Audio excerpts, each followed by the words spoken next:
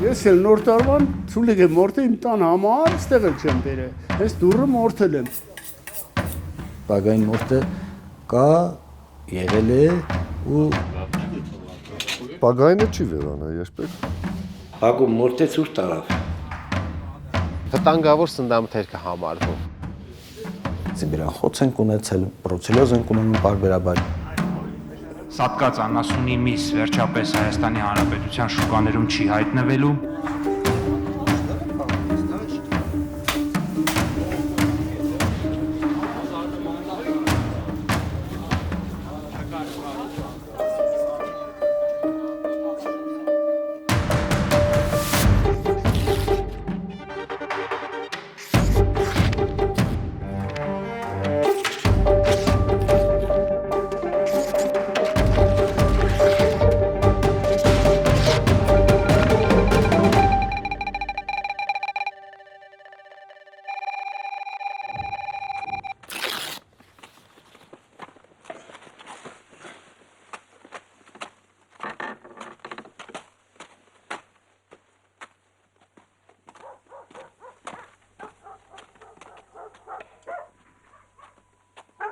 Ով ամենաշատն է ուտելու ձեր բարձացնի։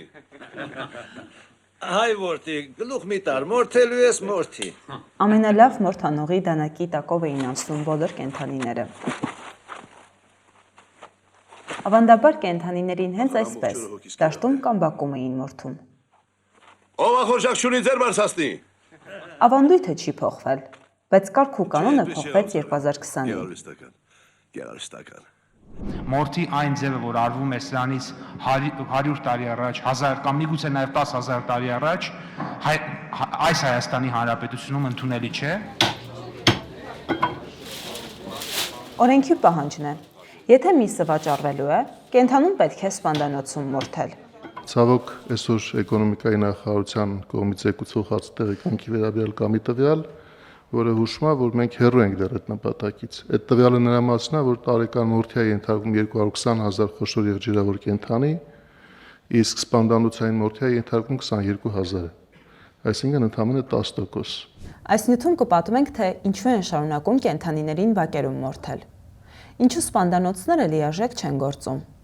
Վերահսկողության ինչ մեխանիզմներ ունեն պետությունն ու հասարակությունը։ Եվ վերջապես, կարող ենք վստահ լինել, որ մեր կերած միսը անվտանգ է։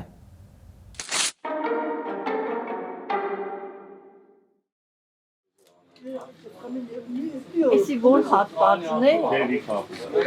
Թևի փապ։ Դուք ձերքով շուտ տվեք, հա։ Մեջը։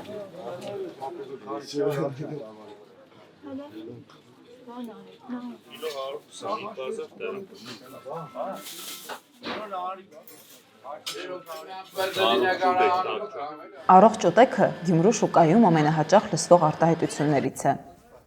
Նախատոնական օրերին ուշադրության կենտրոնում են հատկապես մսավաճառների տաղավարները։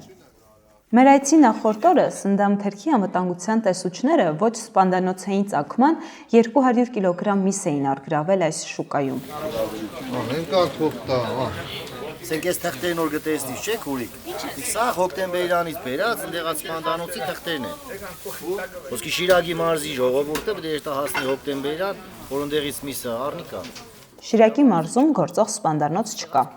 Կենդանուն հարևան մարզի սպանդանոցներում մորթելն ու միսը Գյումրիում վաճառելն օրինական է, բայց սովորաբար այդպես չեն անում, թանկ են նստում։ Համի միսը գայսանից որ հասցենես արագած, հասցենես հոկտեմբերյան, իշկամ դի փոխտաս, հետոնք հաշվարգել են իրանք։ Թող շատ ասներ, ժողովրդին։ Դեմ եք, ուրեմն դեմ եք։ 2020-ին, երբ սպանդանոցային մորթը պարտադիր դարձավ, մսավաճառներն ընդդիմացան։ Ով որ ունի սպանդանոց, թող տան իր անասունները մորթի։ Չունեմ, չեմ մորթեմ։ Նայք, շուկա մարդ չկա, առաջվա բազարը չէ որ հերելով էշտան։ Հովհաննես Առաքելյանը 33 տարի Գյումրու շուկայում միս է վաճառում։ Հնարավորությունը բաց չի թողնում իր առաջարկը որոշում կայացնողներին մեկ անգամ էլ հասցնելու համար։ Ամեն մեկ գյուղը խոսքի 3 գյուղ է, 4 գյուղ է։ Մի արանքում սիրուն մինի բոյնի բացեն, մե 6-ը 7-ը վարես սիրուն մակուր կաֆելով բժիշկուին եղնի, մենք տանենք աղբես ջան մորտել տանք, ստուգեն, Բյուջեն է եշտա մազբեդարանին կամ համայնքին։ Դիգա ավելի ճիշտ է։ Մինչև առաջարկներին ու լուծումներին գալը, խնդիրը դիտարկենք հանրապետության մասշտաբով։ Տեսնենք, թե ինչ է սպանդանոցը ու ինչու է թերի գործում։ Հո, նարե յար, նարե, հո, հիշ։ Հայաստանում կա մոտ 500,000 խոշոր եղջերավոր կենդանի։ 2024-ին մորթվել է 220,000-ը, սպանդանոցում դրա միայն 10%-ը։ Սպանդանոցը կենդանիների մորթի համար նախատեսված վայր է, որտեղ մորթը վերահսկվում է, միսը ստուգվում։ Գրիշա Սիրականյանը Մարտունու Վարդաձոր գյուղի իր սպանդանոցը կառուցել է 2018-ին, սեփական միջոցներով, արժեցել է մոտ 70 միլիոն դրամ։ Կենդանուն բերելուց ընդունում ենք գոմը, ընդունարան, հավաքակայման կետ ունենք, ընդեղից բերում ենք ստեղ, մորթում ենք։ Անասնատերը կենդանու հետ սպանդանոց է բերում համայնքային անասնաբույժի տեղեկանքը, որը վկայում է, կենդանին առողջ է։ Ըստ կարգի, սպանդանոցի անասնաբույժը պետք է զննի կենդանուն, որից հետո պետք է էլեկտրական հոսանքով շշմեցնեն, ապա մորթեն։ Ցուլի կա, մտցրել ենք սպանդի տակ, արդեն սկսում ենք մորթել։ Հետո նոր մորթելուց հետո հանում ենք վերևը, կայնի կարա մյուսները գտնեմ, ահա, ես արդեն մորթել ենք, կրանով հանել են, վերև կաշին ենք հանում, սրանց հետո արդեն պեչատները խփում ենք վրան, ահա, այսի երկու վարբեդ են։ Ինչքան է տևում մի կենդանու մորթը։ 15-20 րոպե, շատ չի, երկար չի տևում։ Պետությունը սպանդի կանոնների մասին խոսում է 2 տասնամյակ։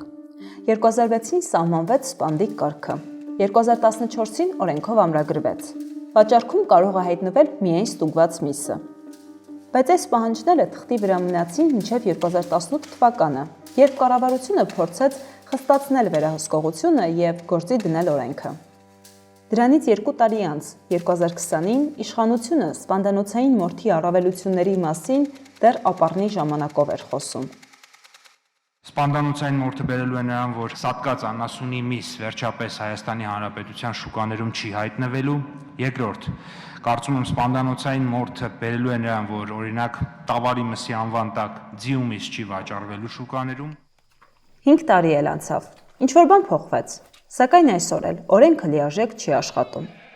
Բակային մորթը շարունակվում է, սպանդանոցները քիչ են, դժգոհությունները շատ, վերահսկողությունը թերի։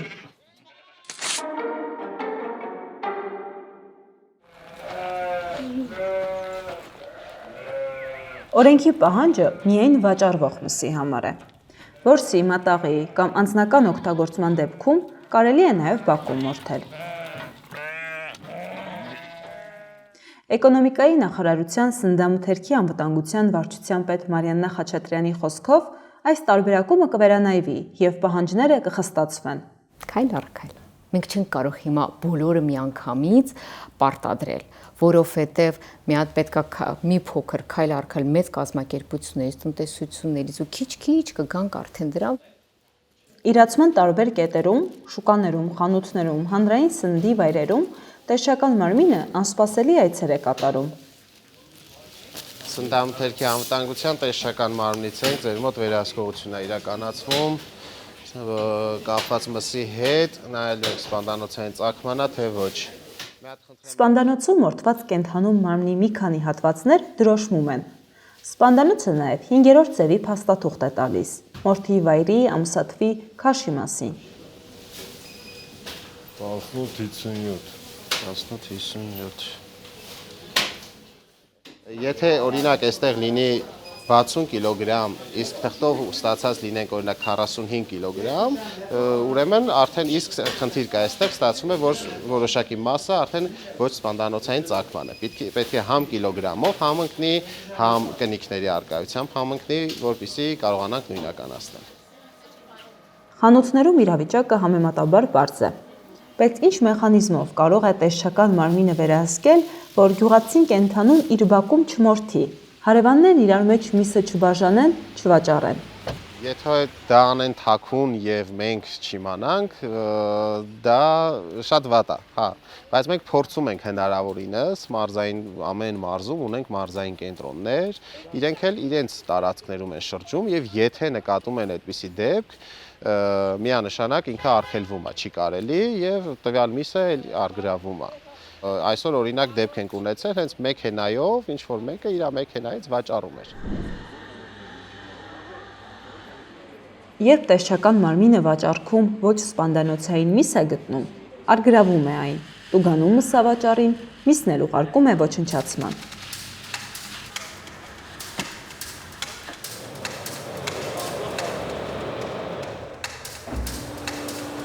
Մսերիկը արգրավում են, կնիքում են, պլոմբում են եւ զանգահարում են մեզ, ասում են, «Ստեղ մսերիկ ունենք, մեքենա ուղարկեք»։ Մեր մեքենան գնում, տեղափոխություն է կատարում, բերում ենք, մեր գործանում այրում ենք։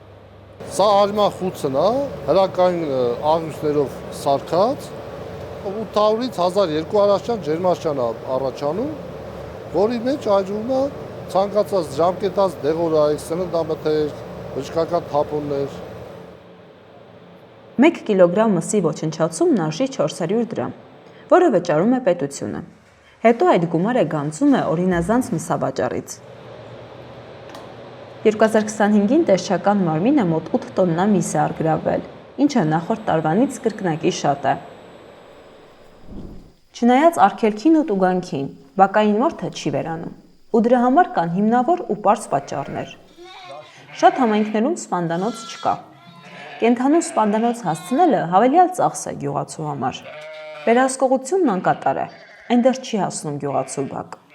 Շատերը համոզված են, թե տնական միսը վտանգավոր չէ։ Արեն երկու կովը։ Հա։ Իրե կորա չկայի։ Բայց ես մին չարում, հա։ Էսի մնա է։ Իրան չի։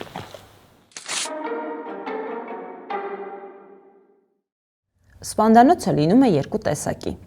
Ներտնտեսային, որ անասնապահական ֆերմաները կառուցել են միայն իրենց անասունները մորթելու համար, եւ ծառայություն մատուցող, որ գործում են որպես բիզնես, սպասարկելով տարբեր տնտեսությունների։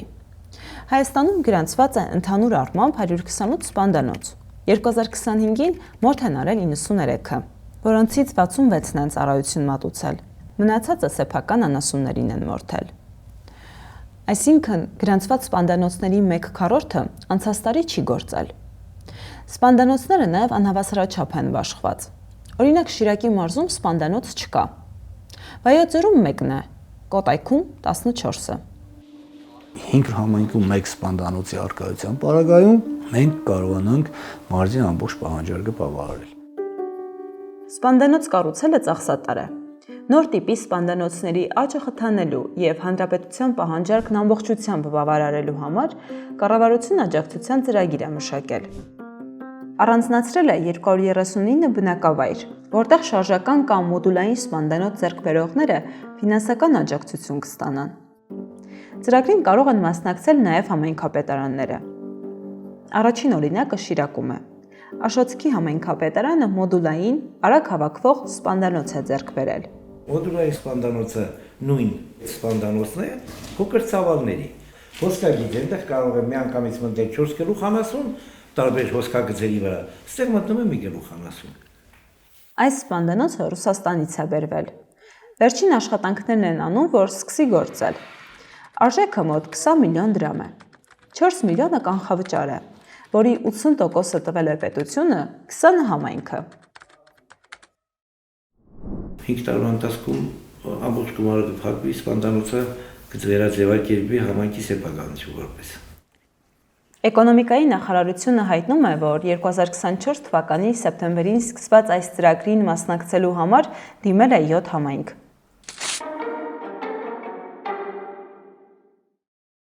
Հաջորդ խնդիրը կենդանիների տեղափոխումն է։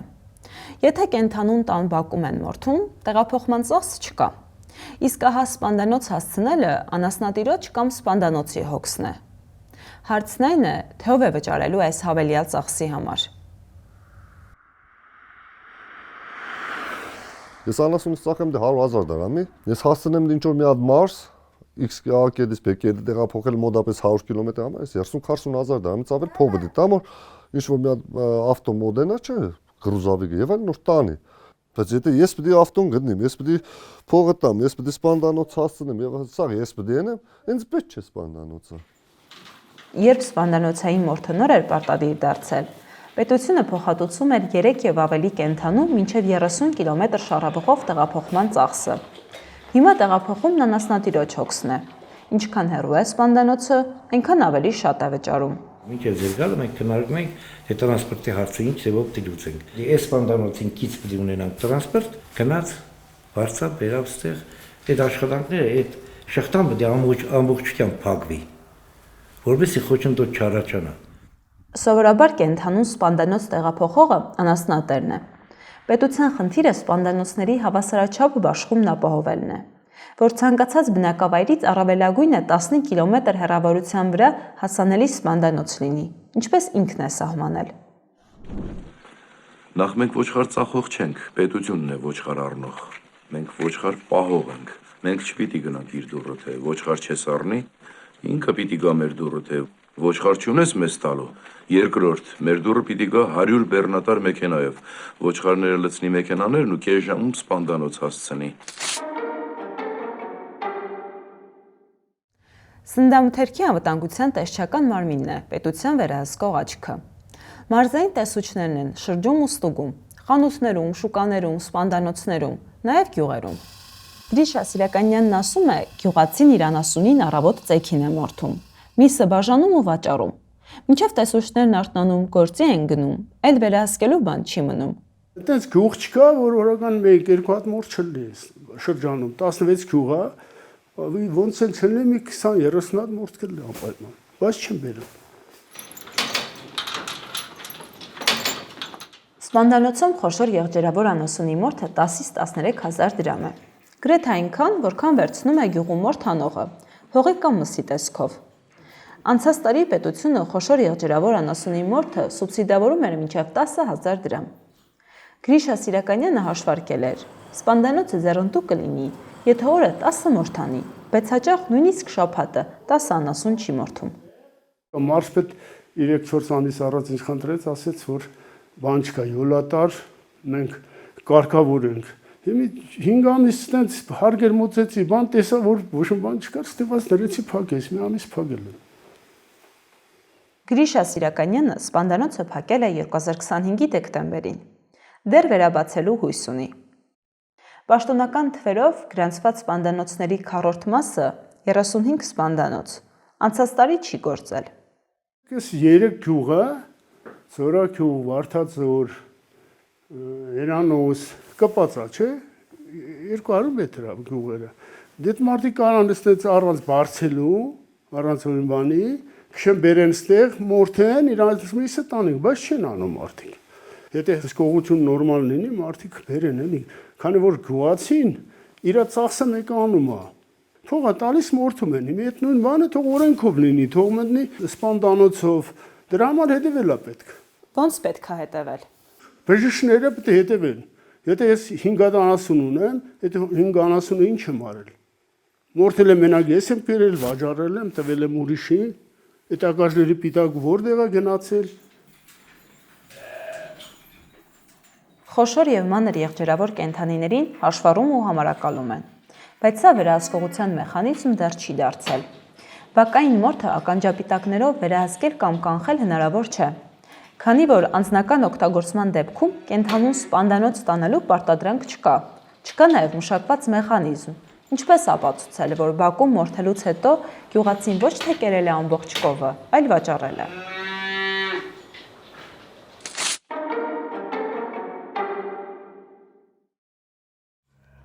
Շիրակի մարզպետարանի գյուղվարչության պետ Ռոման Համայակյանի կարծիքով անհրաժեշտ է անասնաբույժի ինստիտուտը զարգացնել։ Կենդանիների շարժի ամբողջ տեղեկությունը պետք է վերահսկի հենց համայնքի անասնաբույժը։ Ենթադրենք, մենք ունենք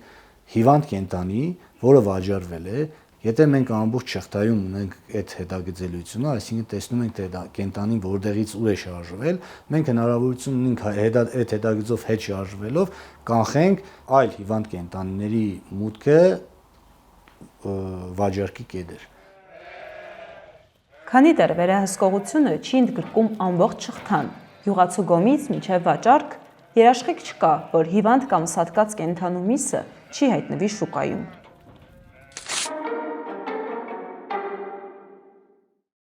Մենք ենք շուկայից միսն առնողն ու տուն տանողը։ Հետևաբար մենք էլ անելիք ունենք։ Օրինակ դպրոցական սնունդ ծրագրում մենք կարմիր միս չունենք, որտեղ մենք չենք կարող ապահովել հստակ հասանելիություն մեր բոլոր դպրոցներին արագ, թարմ, կարմիր սպանդանոցային մսի։ Բժշկական գիտությունների թեկնածու Արմեն Մկրտչյանը զգուշացնում է. նայեք ինչ եք գնում ու որտեղից։ Միսը արագ փչացող մթերք է։ Ոչ սպանդանոցային պայմաններում մորթը, պահեստավորումը, տեղափոխումը, վաճառքը արդեն բարձրացնում է ռիսկը եւ մենք կարող ենք ունենալ սալմոնելաներ, մենք կարող ենք ունենալ երսինյաներ, մենք կարող ենք ունենալ աղիքային ցուպիկ, լիստերիա եւ տարբեր բակտերիաներ, այլ հարուցիչներ, որոնք բերելու են սննդային թունավորումների։ 5-րդ ձևի վկայականը, որը պիտի վաճառակետի տեսանելի հատվածում լինի, հուշում է, որ միսը սպանդանոցային ծագման է։ Սպառողը մսի ծագման պատմությունը կարող է տեսնել արագ արձագանքման QR կոդով։ Երբևէ պահանջել եք ձև 5-ը, երբևէ հարցրել եք սա սպանդանոցային է, եթե այո, ապա հավաստիացրեք ինձ, խնդրում եմ համապատասխան ձևաթղթով։ Երբևէ դա արել եք, միայն պետությունը չի կարող ոչինչ անել։ Վստահի, բայց նայիր, որտեվ դա քո առողջությունն է։ Երբ որ դու 1, 2, 3, 4 կտեսնես ու կտեսնեմ, որ դու պահանջում ես, իրենք էլ տնտեսվարողն էլ զգոն կլինի ու այդ ամբողջ շղթայի բոլոր դերակատարները շատ զգոն կլինեն։ Արդեն տեսչական մարմնի աշխատանքն էլ առավել արդյունավետ կլինի։ Ինքը չի կարող յուրաքանչյուր փոքր տնտեսության կողքը, յուրաքանչյուր փոքր խանութի կողքը վերահսկող մի տեսուչ կանգնեցնի։ Սպառողը պետք է առաջինը պահանջատեր լինի։ Ինչի համար։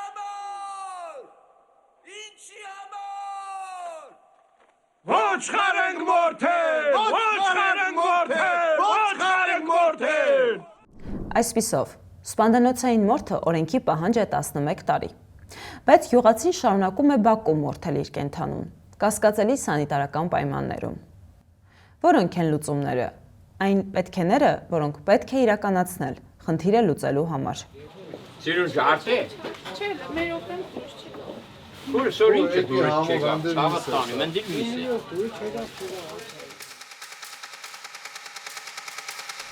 Սպանդանոցները պետք է շատանան, հատկապես անասնապահական գոտիներում։ Վերահսկողությունը պետք է հասնի ամեն տուն ու բակ, եւ համայնքի անասնաբույժը պետք է իմանա հաշվառումից դուրս եկած ամեն կենդանու մասին։ Սպանդանոցները պետք է դառնան շահութաբեր ծառայություն, ոչ թե ձևական պարտադրանք։ Պետությունը պետք է առավել արդյունավետ դարձնի իր աջակցման մեխանիզմները։